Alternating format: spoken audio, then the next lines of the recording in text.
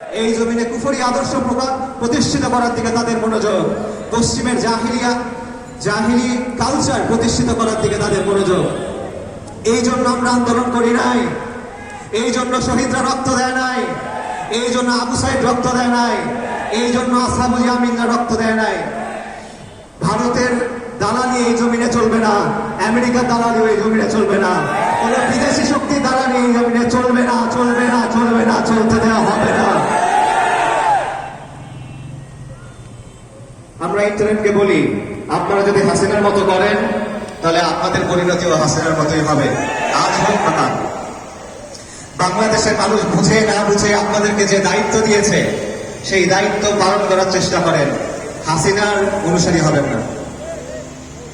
প্রিয় ভাইরা, আমি আপনাদেরকে বলি, পলাশী যুদ্ধের পর থেকে এই জমিনে ইসলাম এবং মুসলিম পরিচয়কে আক্রমণ করা হচ্ছে, ইসলাম এবং মুসলিম পরিচয়কে দমন করে রাখা হচ্ছে।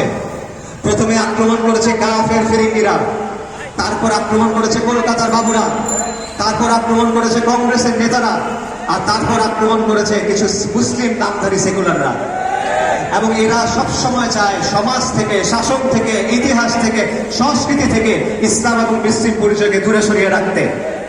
এরা আমাদেরকে দ্বিতীয় শ্রেণীর নাগরিক বানায় রাখে, এরা আমাদের হক আমাদেরকে দেয় না, এরা আমাদের জমিনে আমাদেরকে দাঁড়াতে দেয় না, এরা আমাদের জমিনে দাঁড়ায় আমাদের কথা বলতে দেয় না।